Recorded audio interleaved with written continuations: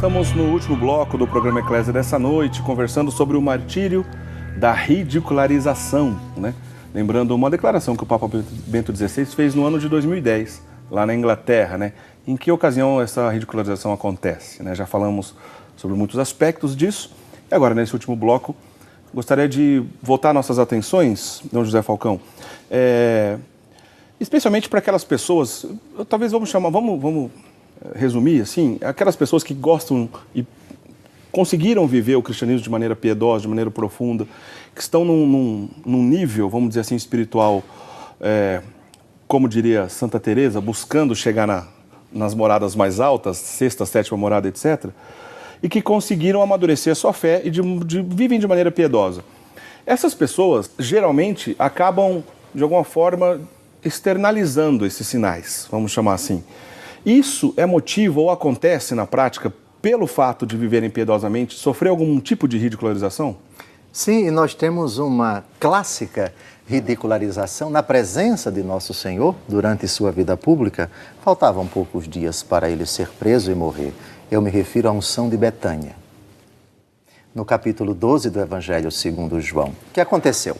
Na casa de Marta e de Maria, uma delas Marta pegou o óleo e derramou nos pés de Jesus.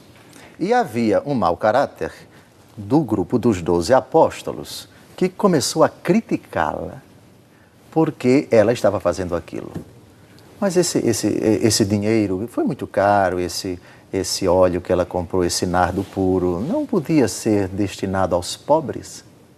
E diante desse escárnio, desse deboche, dessa crítica, Jesus disse: deixai-a. Ela está antecipando a minha sepultura. Pobres, vós sempre os tereis. Mas antes, São João, que é o autor do Evangelho, ele dizia isso não porque gostasse dos pobres, mas porque tinha a bolsa comum e roubava. Críticas dentro da igreja a membros da própria igreja.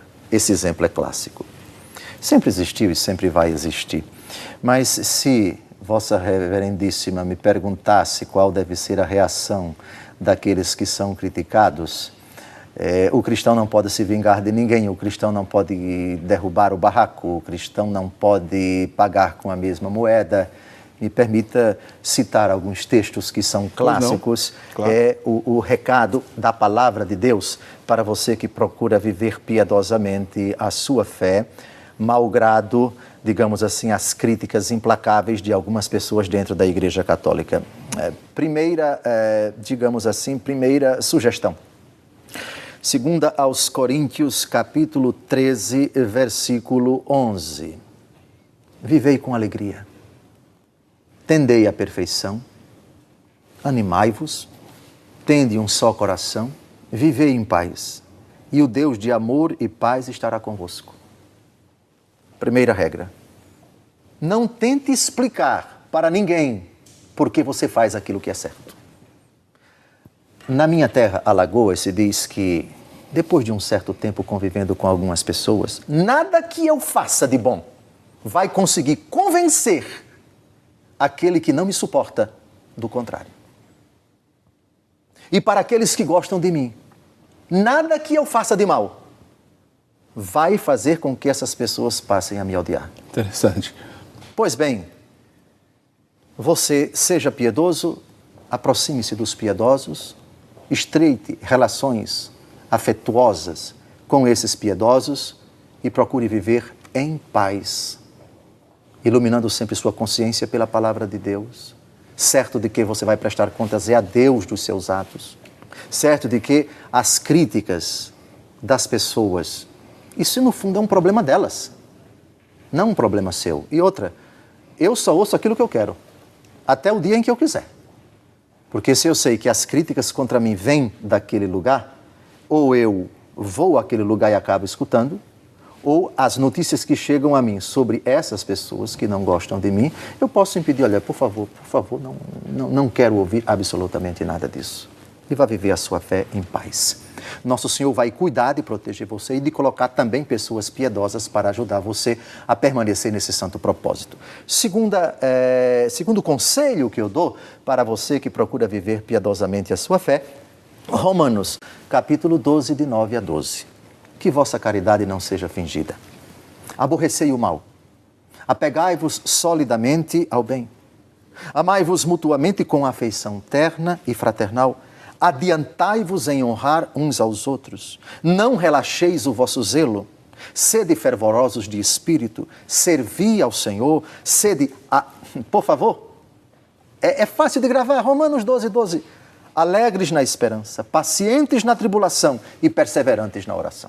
É o recado que eu dou aos zelosos, aos piedosos, do ponto de vista litúrgico, do ponto de vista da vivência dos valores dentro da sua casa, malgrado a crítica de A, de B ou de C, da vizinhança, seja lá do que for. Alegres na esperança, pacientes na tribulação, perseverantes na oração.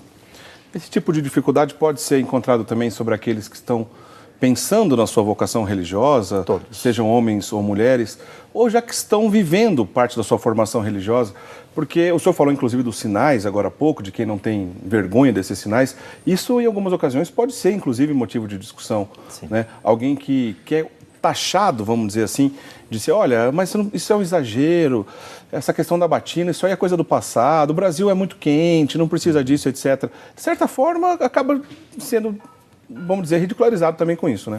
Pois é, nós não podemos segurar a língua de ninguém. As pessoas, elas são livres para dizer aquilo que elas querem.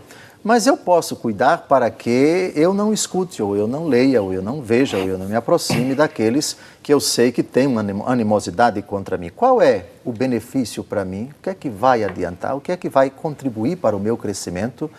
Me aproximar e discutir com uma pessoa que eu sei que já tem animosidade, já tem preconceito, já tem uma opinião formada do ponto de vista negativo contra mim. Eu vou procurar viver a minha vida.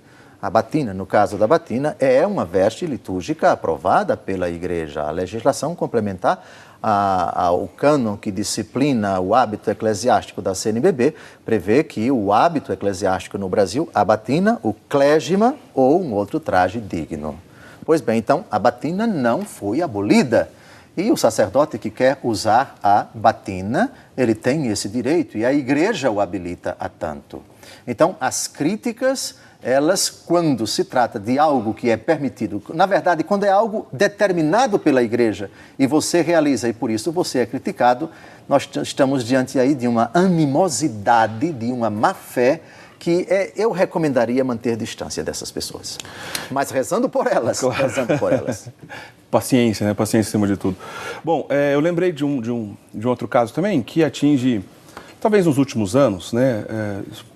Acho que no mundo todo, mas no Brasil especialmente, resgatou-se um costume, está sendo resgatado um costume, da consagração à Nossa Senhora segundo o método de São Luís Maria Grignion de Montfort, que é um método bonito, antigo, aprovado pela Igreja, muito piedoso, que requer, inclusive, em algumas ocasiões, uso de um pequeno sinal, uma correntinha, lembrando, por exemplo, essa consagração. Isso cresceu muito no Brasil, é muito popular, especialmente muitos jovens têm feito essa consagração. E há quem olhe, por exemplo, para esse tipo de consagração, talvez dessa maneira pejorativa que a gente estava conversando anteriormente. Isso é um exagero, não precisa desse tipo de coisa, não precisa usar esse sinal. Nossa Senhora não faz questão que você use esse sinal, etc. E acaba colocando empecilhos. Ora, se é uma coisa aprovada pela Igreja, se é uma coisa bonita, ela pode acontecer e os cristãos batizados são livres para fazer esse tipo de coisa. Mas também, como eu disse, tem esse outro lado da moeda. Se há pessoas que não são tão maduras para esse tipo de coisa, para esse tipo de situação, ou talvez não foram bem orientadas, de que maneiras elas devem ser orientadas para esse tipo de devoção e como o senhor recomendaria ou nos ensinaria a maneira talvez correta de se aproximar dessa bonita devoção, no caso a consagração à Nossa Senhora segundo o método de São Luís? Eu dividiria a minha resposta em dois momentos. O primeiro é a fundamentação bíblica, teológica, da devoção à Nossa Senhora e de, mais especificamente, a escravidão. Muitas pessoas ficam chocadas, escravos de Maria. Onde está isso na Escritura? Está sim. Ela primeiro se fez escrava de Deus. Eis aqui a serva do Senhor. São Paulo, na carta aos Gálatas e na carta aos Efésios, quando fala que nós devemos nos sujeitar uns aos outros, ou seja, nós devemos ser escravos uns dos outros. Jesus Cristo utilizou essa expressão, que deve ser interpretada no sentido bíblico, não no sentido humano de escravidão, escravo lá no chicote, na chibata. Jesus disse, eu estive no meio de vós como aquele que serve, ou seja, como escravo. Muito bem, então, servir ao outro, isso é bíblico, é profundamente bíblico. Aliás, é a essência do cristianismo. Eu lavei os pés de vocês para que vocês façam o mesmo, não é? Amai-vos uns aos outros como eu vos amei. A instituição do mandamento novo na quinta-feira santa, por ocasião da instituição do sacramento da ordem e do sacramento da Eucaristia. Portanto, a servidão ao outro é a maior identidade do cristianismo. Eu estive entre vós como aquele que serve. Portanto, falar de escravidão de Nossa Senhora é falar da escravidão, da submissão dócil no amor, na fidelidade a Cristo, daqueles que vão à mãe, para que a mãe, por sua vez, apresente ao filho, como nas bodas de Caná. Os servos perceberam a falta de vinho, foram a Nossa Senhora, e Nossa Senhora os levou a Jesus, fazei o que ele vos disser. Portanto, ser servo de Maria é uma maneira muito bonita de ser dócil a Jesus. Muito bem. Ora, a escravidão a Nossa Senhora, como Vossa Reverendíssima já disse, que está no Tratado da Verdadeira Devoção a Nossa Senhora de São Luís Raimundo Grignon de Montfort, um dos clássicos da espiritualidade católica, como disse, é aprovado pela Igreja. Agora, a segunda parte é a manifestação disso, é a colocação em prática desta escravidão. Todo exagero é repugnante, é perigoso, é distorsivo, é preocupante, é deletério. Eu recomendaria para as pessoas que querem ser devotos de Nossa Senhora na escravidão, no método de São Grignon de Montfort, que elas, antes de tudo, se já têm uma vida de comunidade, que procure o seu bispo, que apresentem esse propósito, que apresentem as razões de buscarem a santificação nessa comunidade de vida, nessa associação de fiéis, etc., abrir o coração com o bispo. Se se trata de iniciativas privadas, ou seja, eu tenho a minha devoção a Nossa Senhora e quero usar um sinal. Minha opinião sobre isso, use, mas com discrição. Eu não vejo problema nenhum, eu não vejo nada de grotesco que você possa usar um bracelete, uma correntinha aqui, mas com muita sobriedade, não precisa nada de exagero. Os sinais, eles têm um certo lugar. Uma coisa é um anel, está aqui o anel de bispo, outra coisa é um anel espalhafatoso. Uma coisa é um hábito discreto, outra coisa é um hábito chamativo.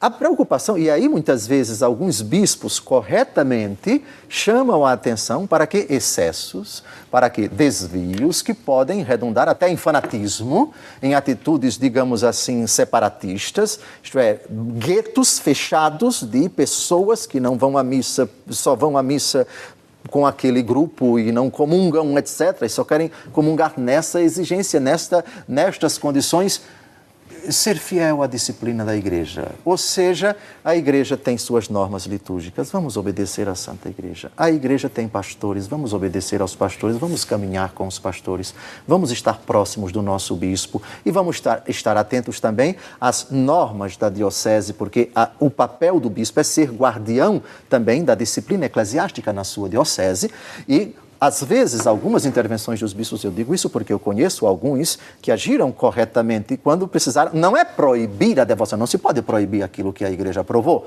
mas a proibição é de excessos. Todo excesso, ele é preocupante, ele pode descambar em atitudes que não são muito evangélicas, que não são muito eclesiais.